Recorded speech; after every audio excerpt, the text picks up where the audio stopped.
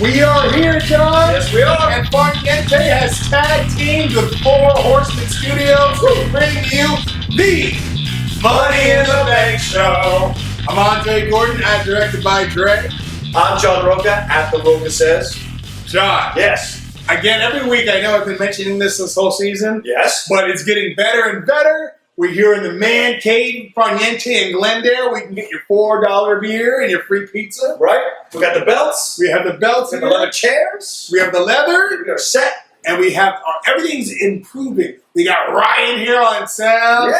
Kyle's here producing with Bill, running the show. It's good. We're stepping our game up. So let's get our game up going, John. We have a lot to get to, a lot going on. So what are we going to talk about this week, John? Well, I think we need to talk about the final match at Elimination Chamber. Yes. It leads to everything else we're going to talk about on the show, including Hogan, the WWE Network. We're going to talk about CM Punk. CM Punk. Is he coming back in Chicago? We're going to talk about that, the Daniel Bryan, all the matches that were set up. So, let's just start. Yes, what did you think about that final match? Number one, Andre Gordon is not wearing a dress. As you can see. I am happy and unhappy. I really wanted Cesaro to win. Yes. But I didn't want to wear a dress for the sake of you guys. However, the prediction came true. Gordon Vision. Randy Orton retained the WWE Championship inside of the Elimination Chamber. You know, I think... Sadly for everyone. Yeah. He retained the title. I liked the match. It was a good match. It was a good match. I didn't like all the elements to it. Number one, I didn't like how they had John Cena make Cesaro tap out. That was a mistake, I think. It was, because Cesaro had done so many power moves and so many fantastic sequences within the match that was, you know, kind of led from the Raw match he'd had with Cena. Yeah. So it was great. But unfortunately, they had him tap out meekly, which I don't understand creatively, because it kind of undercuts what he had laid the groundwork for through that match and the match before on Raw. Agreed. And this is what I don't understand with the creative. Yeah. They built up Cesaro so well. And then they have him tap out. Yeah. Have him take a pin at least. Yeah. Or have him get beat by some amazing move, and then you're like, yeah, we get it. Right. This was so meek, you know. And Cesaro has been anything but meek, but I get it. John Cena is Mr. Superhuman. Can't be beat. I think the guy who actually surprised me the most and reminded me about how good he is, who will be on this show soon, Christian. Captain Charisma. John, to me, he could easily be the MVP of the Elimination Chamber. Yep. I agree. He was really good, and I mean, the moves that he made, the sequences that he got involved in, the way he pushed the narrative of the match, the many times you thought he was going to get eliminated first. And so it was fantastic the way he carried that match at the beginning there. And, you know, because it's not, when you get a mid-carder in there, which is what Christian is now, you really want him to be able to push the storylines of the match well and keep it going and give the headliners a little more time to get involved in the stuff that they're getting, or rest, you know. So, and once again, Daniel Bryan. My God. Daniel Bryan. They're abusing him. And see, here's what the WWE has done. At first, I really did think it was just mismanagement on that part. Yeah. They've noticed and recognized their mistake. I do think they're acknowledging that and turning it into a storyline. Yeah. As if it was their plan all along, which we know it was not their plan all along. But, you know, eventually Bryan's going to win. I mean, but eventually. But it's not going to be at WrestleMania, which we're going to get to later. And, you know, because Orton won this thing, so now he's facing Batista. I don't think it's going to end up that match. I don't think I don't think Batista and Orton's going down. We'll see. You know how stubborn they've been with their bookings. There is like it's set in stone. It doesn't make sense. It doesn't. From a booking standpoint to have Orton and Batista. Well, they've already set up Bryan versus Triple H. They've set up Cena versus Wyatt. They set up Lesnar versus Undertaker. There's no one left unless a certain someone comes back on Raw Monday night, which we're going to get to after this. We'll be back. All right, welcome back to the Money in the Bank show. We're moving on to the big story that both of us are excited about. Is CM Punk coming back to Raw Monday night in his hometown of Chicago? Chicago made. Bears. What do you think, Andre? I think oh man, I'm just so excited about tonight. Raw's got me excited because CM Punk could come back, and I think actually if it's gonna happen, yeah, and it needs to happen tonight. Well, it needs to happen, yeah. And I think it will happen. You think it'll happen Monday night? I think he's coming back. Okay. I think he's gonna come back, and I think he's actually probably gonna do one of two things. Yeah. Either face Triple H Uh-huh. at WrestleMania, then putting Bryan into the triple threat match. That's what we both would want. Right. Or come back, beat up Triple H, and then Batista come out to help Triple H, and then Punk is in the triple threat match. Right. But I think Punk is coming back, and he's coming back to make an impact. And he left because he wasn't in the main event title picture. Yep. So it only made sense. Maybe it's going to be a fatal four-way. Maybe. Punk, Orton, Bryan. I just can't. Yeah, of course, Batista. I just can't see Bryan Triple H. It's a waste of Bryan. All right. Want to hear what I think? Yes. He's not coming back. I hate to bring it to everybody out there, and my friend and co-host Andre, he's not coming back.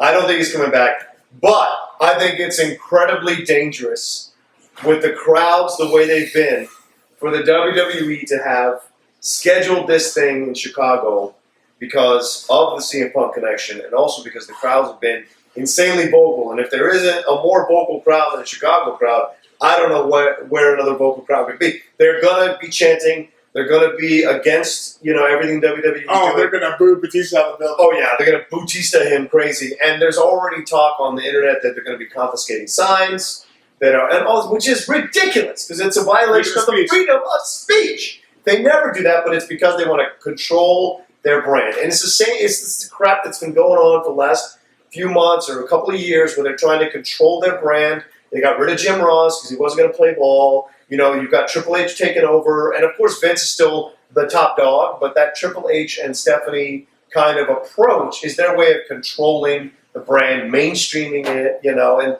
I think it's ridiculous. And I think the fans were rebelling, which is why they're doing what they're doing at these Raw matches and the Raw bouts. They're becoming more vocal. You are absolutely right, and let me tell you, they're already creating Twitter accounts, and the hashtags are called Hijack Raw. Hijack Raw. Hijack Raw is trending worldwide. People are going to hijack Raw. Why doesn't Cole talk about that on the show? They won't. That's just trending worldwide. I'm Hijack Raw. Curious. Yeah. How are they going to drown out the CM Punk chants? You can't. There's not. Not on a live show. They haven't released him yet. No, He's still under officially. contract. Right. There's just no way they're going to get around it. They have to bring him back tonight. If he doesn't come back tonight, yeah, the WWE is in trouble. People are going to be upset. Because if he comes back, it's almost like all is forgiven. Right. We let everything go. Even though he didn't win the Royal Rumble match, which he should have. Right, he should have. We let it all go. Because we're moving forward. But if he doesn't come back, people are going to be inflamed and enraged with anger because WWE fans are some of the most passionate fans in the entire universe. Right. So I guess we'll see. I just feel like it's so preordained that it's not going to happen. That's the way I feel. Wow. Because I also know this. If they do that and then they put Daniel Bryan in the triple threat match, everyone knows that Daniel Bryan's going to win that time. And that they'll have bowed down to the crowd pressure of the fans. But if it's a fatal four, it's a fatal four. It could go anyway. Right. It could be Punk. Which would be awesome. Can you imagine if we hear... It's going to go crazy. It will. It'll explode. Is the show over? I want to go watch Raw. Is it 5 o'clock yet? We still have more to talk about. All right. We'll come back, John, and we'll talk more about Hogan. We'll talk about Sting. We got a lot to go into in this next few segments. My brain is spinning. Yeah. I am the best in the world, biggest fan. We'll be back after this.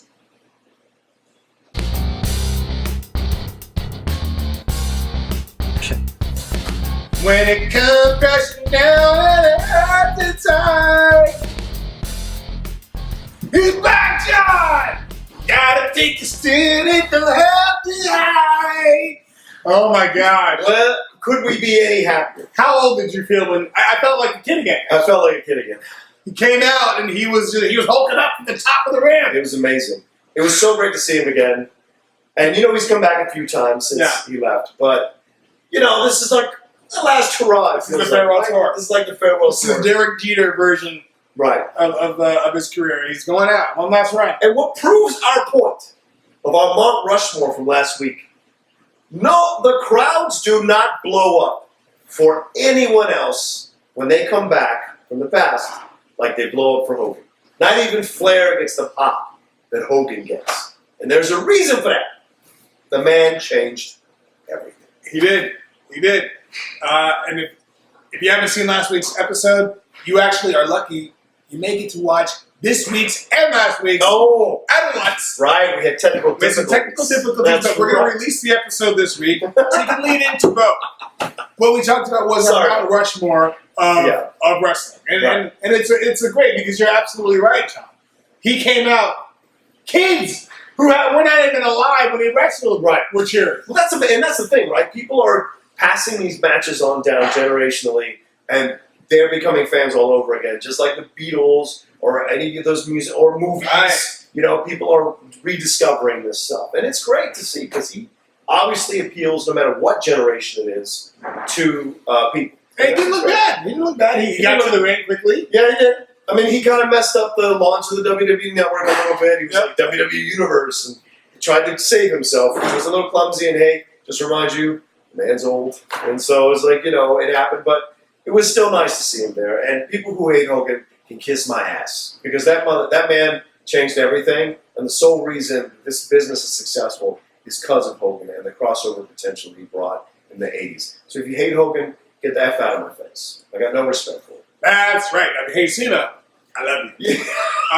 So speaking of WWE Network, the launch happened. Boom! And it's off and running. What did you think about the launch? And I mean, I know there were some difficulties there, but right. There were some streaming issues with the NXT arrival, which they were pumping up and hyping up, and I thought that was ironic because a lot of things that they're trying to push are kind of hitting stumbling blocks creatively or with the crowd, and now pushing the WWE Network. Hogan kind of messed up the announcement when he was there, and then the streaming issues happened on NXT arrival. But I will say the network itself, which we have used and looked at, is fantastic. Really is. There's so much content. There's so much time that you can spend on there, and all these different pay-per-views from WCW, ECW, WWE that you can watch from the past years. It's fantastic. I mean, I can't wait to we're going to be stuck on that thing for like a few days. Oh my God.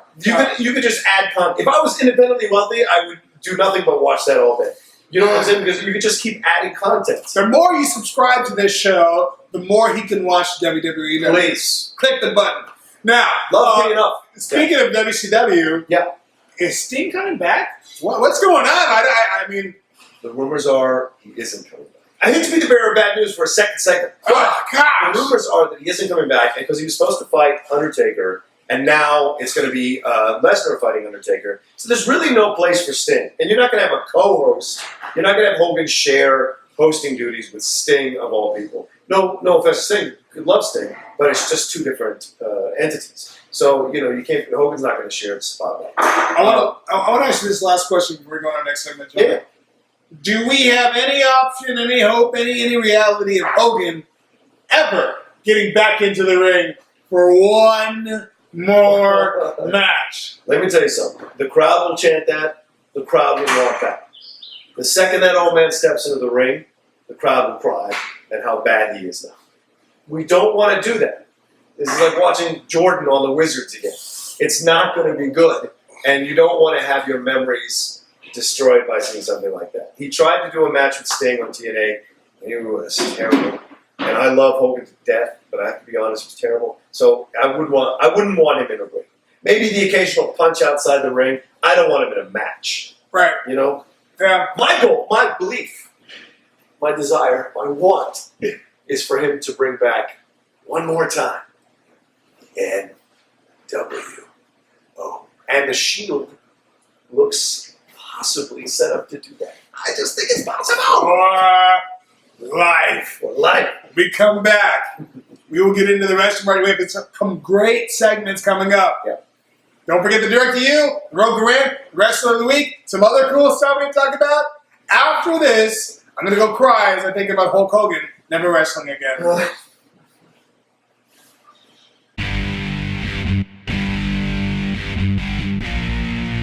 All right, welcome back to the Money in the Bank show. We are going to take this segment to talk about the 3 matches that have been announced that look concrete to us, and going to go over them and see what we think. The number one I want to start with is Bryan versus Triple H. Ooh. Do we think that is going to happen? I mean, you were saying, you think they might, but if it's going to happen, what do you think about that? If it's going to happen, Bryan's going to win. Yes. Bryan's winning at WrestleMania. Or not. There's no way they have Triple H win at WrestleMania against Bryan. If they win, I will go down there and make more noise than they do. It's not going to happen. It's been a year coming. You cannot have him lose at WrestleMania 3 years in a row when he's that over. And Triple H is not a full-time wrestler. Right. If he wins, then it's more evident that he's just an egomaniac. Yeah, well, that's the thing. And that would be, in a way, their way of pushing the authority storyline if Triple H does win, which is possible. I think it's really, really possible that they would have Bryan lose to Triple H. Someone could come in and interfere, someone new to the authority. That's where you could bring someone in who, you didn't think, whatever. If they brought Punk in, okay, I think it's going to be a tough match. Yeah. But I think this is where they have. Bryan's not going to get the title anytime soon. But the satisfaction of the fans. Right? This is where they're going to give the fans what they want. No, you're right. And it's possible. It is. It is possible that he gets jumped and beat the snot out of him and he loses. Yeah. But I think people will riot. I really do. I think New Orleans, wasted and high, will riot and rush the ring. They don't have enough security. Right. Like, people are getting upset. Did you see the end of Elimination Chamber? All the fans were. I mean, people are getting upset. That New Mexico State thing, that will happen. Yeah. They'll rush the ring. Now. That's what scares me. Yeah, go ahead. Taker. Yeah. Lesnar. Yes. Is Brock Lesnar going to kill The Undertaker? I think this is an interesting decision. Lesnar, not necessarily in his prime, but not that far away. Taker, old as balls. My fear. My fear is that Lesnar breaks Taker on accident. Because you hear all the time that Lesnar can be stiff. Like what he did to Cena, where he punched him and actually Cena was bleeding from his mouth, like legitimately bleeding. All this kind of stuff. It'll be interesting to see how this goes on. It's an interesting choice because Taker's so much older. You know what I'm saying? And I enjoy his matches with Triple H, and we booked it with Shawn Michaels because they're longer matches that have a lot of ebbs and flows and make it interesting. Lesnar's not really a long match kind of guy. So it's as interesting to me that, and it's probably on purpose, that they chose also him because it's going to be a shorter match. And he's older, but Taker's older, so he needs, he doesn't need as much time in the ring. So it'll be interesting. But I think, of course, Taker wins. Taker's going to win. No way they give it to Lesnar. No, and that's a mistake I think they made. Every year I'm like, oh. Yeah, the possibility. Did Taker lose this year? Yeah, he's not going to lose. And I think this is it, too. Yeah. For Taker. Yeah. And I think that this is going to be a testament or a test of Lesnar's wrestling ability to not destroy Taker by accident. I think it could. It's possible. I think it really could. I think it really could hurt him. Yeah. So, Phil's yawning, so I guess we should get out. Well, let's jump to the next one. Let's move on to the main event, which seems like it's going to happen. To me, it's set in stone. Andre still thinks there might be some wiggle room after Raw. We'll see. But Batista versus Orton is set in stone from what we're hearing online and what we're seeing from our sources. Andre, what's your opinion about this? No! When a boy says no, it's no. Right. No means no. What do you think? I don't think it's going to happen. Really? You really feel it in your bones? I do. I feel it in my bones because I feel like Orton is a heel. Yes. After Smackdown, you'll see Batista's now a heel.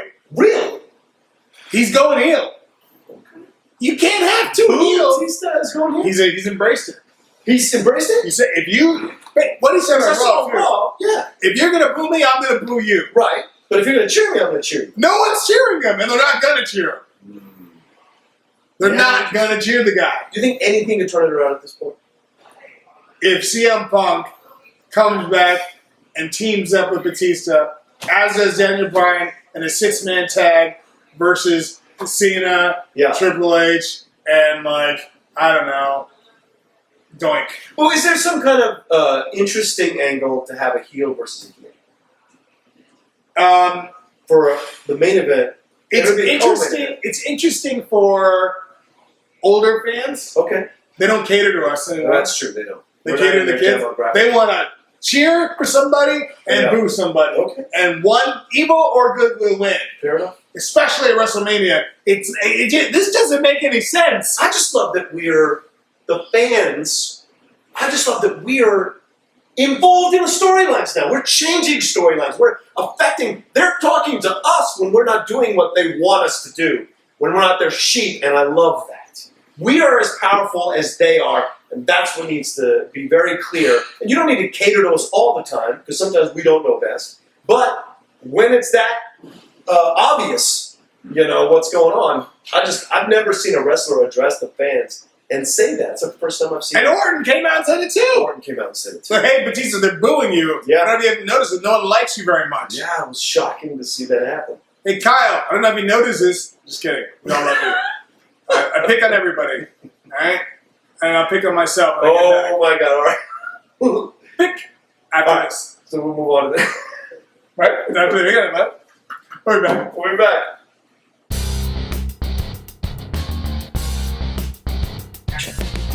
We're back on the Money in the Bank show. And a paniente, and a Glendale. $4 draft beers, free pizza.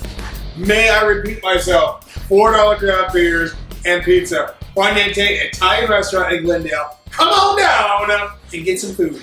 Now, Yeah. John. Yes. Yes. John Cena was in the ring. Yes. He's surrounded by the Wyatts. And he did his, you gotta come over here, then you don't know who, you get to finish it, Jack. I don't like when John Cena goes into this, like, listen, Jack, you gotta come into this ring, then you're gonna get hurt. And It's so tired, that act. It's so tired. Yes. You need to go through me, Jack. You need to go through me, Jack. Hey, it's scripted. It's scripted. So, like, you don't have to play that up quite as much. Just be real. And that's the thing. We've seen you be real on other shows. It drives us nuts when you do that phony tough stuff that you do. It's phony tough. It's not anything. On contrast with, and look, I am totally open to saying I'm wrong when I'm wrong. Yeah. Bray Wyatt is a genius with that character. He really is. He stayed with it, he committed, and he plays it real, which is what I think. The other two guys, they scare the crap out of me. Yeah. You don't want to meet those guys in a swamp anywhere. No. Especially you. Got a pretty mouth. Yeah. I like that Cena's not in the main event picture. Yes. I like that it's giving the Wyatts a little bit of a push. Yeah. But I'm confused because the Wyatts are going to face the Shield. Yeah. So, well, the Shield's breaking up, so I guess they were kind of using that as a segue. To break them up? Yeah. And then Cena versus Wyatt at WrestleMania? Yeah. But, dude, I mean, can we be honest? We're both underwhelmed with the card. We're underwhelmed with the card. We thought it was going to be explosive. Yeah. And it's just not. It's WrestleMania 30. Yeah. Anyway, let's not go nuts. We got our. Who do you think's going to win? Who do you think who's going to win? Your favorite boy in the world? I mean, I think Cena should put over Bray Wyatt. That would be the right thing to do. Yes, I agree. However, he has not been shown to want to be put people over. I mean, someone who says they give everything to the business and they live for this business, he has not put people over. Yeah. He has not put over Cesaro. No. Right. He had to beat Cesaro. Triple H, he put Cena over several times, which I give him that. Yeah. I can't remember the last time Cena put somebody over. Can you? Maybe The Rock when he lost to WrestleMania, but then he came back and got. And he didn't need to put The Rock over. The Rock doesn't need to be put over. over. The Rock was coming back, so, there was that thing. But yeah, I think you're right. Cena always seems to win. And this is what the creative is, So, I'm not excited. Yeah. I don't know. I'm not excited. I'm indifferent. Anyway. However, what I am excited about is our ROCHA rant. Yes. And direct to you. Yes. You've been teasing your ROCHA rant all show, John, can you please tell us what you're going to ranting about? I've heard, I have an idea, but what is it? What is that? Well, Yes! I've got some bad news and I've got some good news. The bad news is this gimmick isn't working. It's so frustrating. And my rant is just stop misusing Wade Barrett. I get that we need to see him. I get that it's good that he stays present on the shows because he's a fantastic wrestler, a good personality. I get that creative can't figure out what to do with him. But to give him a nickname that's already been used by one of the legends of wrestling, Bad News Brown, and then to give him a podium and to announce stupid stuff that's like a terrible attempt to try and get over with the fans in a negative way. It's just such a waste of a character. And it's so frustrating to me because I love Barrett. I think Barrett's a great wrestler and he's got a good personality. They just can't find the right gimmick for him. But this, I'd rather have nothing than this because this is terrible. You know, and so it's just annoying. And I would have loved it if they found a way to put him as a member of the Authority. Wouldn't that have been cool to have him as like a bodyguard that walks around with Triple H all the time and does the thing? And maybe, who knows, maybe they'll make the switch and turn him into that. But that would have been my idea. And so it's just frustrating. Start with the bad news already. We don't want to hear anymore. Please, Barrett, find a way to get yourself off that segment because it's just terrible. Andre, that's my rant. Go ahead. Agreed. I totally agree. Thank you, man. Gosh. Who wouldn't? I bet even Barrett agrees. But go ahead. Well, my direct to you is directed to Vince McMahon. What? You going to the top? Going to the top, John. Oh, my. Vince, you and I, Vincent Kennedy McMahon. we go way back. Mostly me going back and you not being there. However, we do go way back because I've been a fan forever. Why we do the show? Exactly. This is WrestleMania 30. You have some of the most talented roster people, wrestlers, personalities that you've had in a long time, and Triple H and Stephanie are not giving the same quality that you are giving. And let me speak to you in a business sense. Ratings are down. When you are in charge, when you are right, I know it's a billion-dollar industry right now, and it's a billion-dollar corporation, but when you are calling the shots, ratings are through the roof because you know what we want. But Triple H and Stephanie, they're out of touch. I mean, I think they're also too close to when they were wrestling. They just got out of wrestling full time. Yeah. They don't know what we want. Bad News Barrett is saying, we've got bad news. We've got bad news. Someone's banging back there because we want wrestling to be what it was. And change is good, but changing for the better is great. Vince, top tier creative. Don't miss this opportunity. It's WrestleMania 30. Please fix this card and make it exciting because if you don't, it's 30 only happens once. Right. Dirty 30. Dude, you're so right. You're so right, Trey. It'll be flaccid. Yeah. Speaking of flaccid, Phil, can you cut us out of the show? It's been a great show this week. We've really been excited to be here. And again, make sure you check out the channel. Make sure you subscribe. Find us on Twitter. Watch last week's episode and this week. Yep. And we will see you back next week on the Money in the Bank Show. Thanks for watching, everybody. Yeah.